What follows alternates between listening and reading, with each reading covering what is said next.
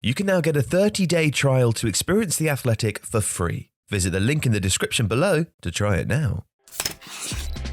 Hello and welcome to Tifo IRL. I'm Alex, I'm an analyst at Tifo, and today we're going to look at how Juventus are attacking without Cristiano Ronaldo. Last season, Cristiano Ronaldo scored 29 goals under Andrea Pirlo as Juventus finished 4th in Serie A. Pirlo was obviously let go at the end of the season and replaced by Max Allegri, who's won Serie A with Juventus a number of times, while Cristiano Ronaldo is now in Manchester.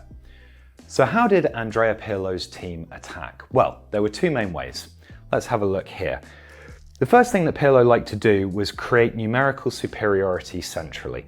What that would mean is that he would keep a one winger wide on this side, he'd push a fullback wide on this other side, but he'd get these players to tuck in field here, like this.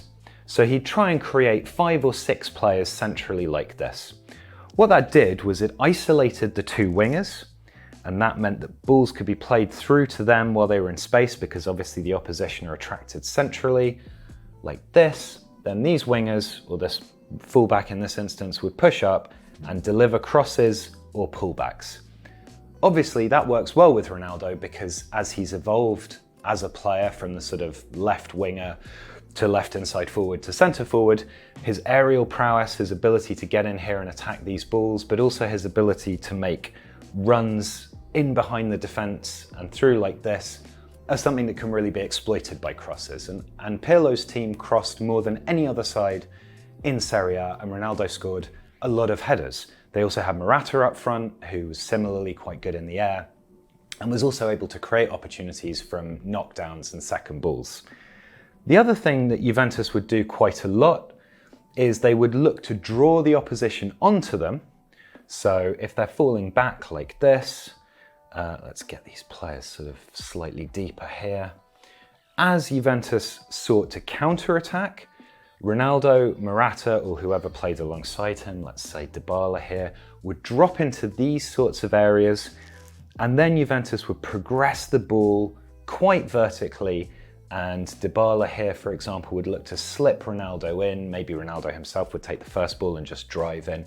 Again, that utilizes his pace, his aggressive running ability, and the fact that defenders are scared of him and are looking to back off, which creates uncertainty, or they're looking to squeeze up and try and narrow him, which means he can burst past them. So Juventus's attack was geared in two fundamental ways to exploiting the fact that up front they had a very, very good striker. Now he's gone, how are Juventus attacking under Allegri? So far this season, under Max Allegri, Juventus haven't exactly been terrible, but they've not really been that impressive either. A lot of their metrics compared to last season are down, so they're having less possession, they're making fewer passes per 90, they're crossing the ball a lot less, they're getting it into the penalty area a lot less. Obviously, part of this is a result of not having the same sort of target to aim for, but recently, Max Allegri has employed a couple of tricks to get Juventus back onto the front foot, most successfully probably against Chelsea in the Champions League. How does Allegri want to play? Well, generally speaking, what he likes to do is try and create numerical overloads in the wide areas. So he'll have one of the forwards pulling out, he'll have a central midfielder pushing up to join here. The signing of Manuel Locatelli has been really important because it adds a sort of defensive anchor and security as well as really good passing from deep. And the idea is that Juventus will be able to work these sorts of triangles, create numerical superiority against a single defender, maybe encourage another defender to push across, and that will create space here. Either somebody will burst past on the overlap, or they'll be able to play the ball back through the centre for late arriving midfielders, or for a striker like Dybala dropping off. Dybala's got 3 goals and 2 assists so far in this campaign, but he is now injured. That robs Juve of probably their most creative passer, particularly in the final third. That's one of the issues that they're confronting. So what Allegri's done is he's looked at his squad and he's looked at the fact that he has very aggressive, attacking, exciting wide players like Bernardeschi and Chiesa and Kulusevski, and he's thought, how can I repurpose those? So what we saw against Chelsea is, although Juventus started in a kind of 4-3-3, So it was sort of not like this, but it was a bit like this. They then reverted to that kind of 4-4-2 system that they've been using quite a lot this season and also used quite a lot under Andrea Pirlo. And Chiesa and Bernardeschi became this kind of exciting, floating, two not strikers, but kind of strikers. Obviously, as they're both wide players, that does mean that they can pull out here and isolate players. Chiesa is particularly versatile here. So if he finds himself on the right, he can get into space and whack a cross in. If he finds himself on the left, he can happily cut inside and fire off one of those amazing shots from range. And Juventus have started using the long, deep passing of Chiellini much more. So the ball's being fed up here, and Chiesa and Bernardeschi are able to work together as a unit to create opportunities for each other, with maybe Rabiot, maybe Bentancur here joining into this attack, anchored a little bit more by Locatelli. And that direct approach profited against Chelsea. There are a number of times where Chiesa's directness and his ability to run with the ball, that kind of agile approach, added to the fact that he's really quite strong and big, caused defenders a lot of problems.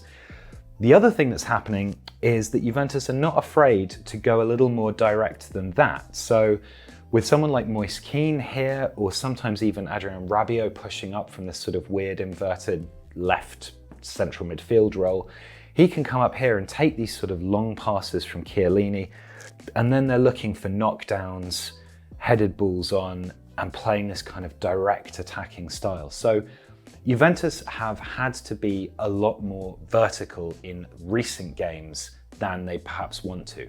Allegri wants to play a much more patient possession style of football, a little bit like Pirlo, although there are differences. He likes to overload the wide areas more. Pirlo saturated the centre. But in the absence of the sort of physical and attacking presence in the box that Ronaldo gave them, Allegri's been forced to adapt. Fortunately for him, with Chiesa, Bernardeschi, Kulusevski, etc., he's got these players who are versatile, who can pose attacking threats from different parts of the pitch, who can pull wide, go centrally, run in behind, drop off. And that creates a lot of issues for defenders because they don't know what these players are going to do. Behind that, with the solidity of Locatelli, Bentancur, Cuadrado, who can offer an option here on the right-hand side, Danilo, who sits in, you've actually got quite a solid platform for that style of play. Now, will it be enough to carry Juventus through the rest of the season? They've got quite a lot of ground to make up.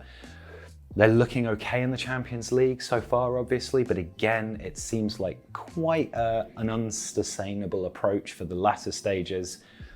But we'll have to see how that plays out. It is worth keeping an eye on Chiesa this season, though, because he looks like he's ready to make the transition from being a very good player into potentially a great one. So thanks very much. That was Tifo IRL. This has been Alex. And if you like what we do, please subscribe to the channel, like our videos, check out all of the other stuff we've done, and we will be back very soon with more. Take care. If you like this video, please consider subscribing to the channel. The Athletic is where the Manchester United reporters revealed the truth behind the club's Jadon Sancho transfer fiasco, where the Tottenham reporters brought you news of Gareth Bale's return before anyone else, where the Chelsea reporters told us 3 days before his sacking that Frank Lampard was on the verge of losing his job. And you can try it now for free for 30 days. See the link in the description.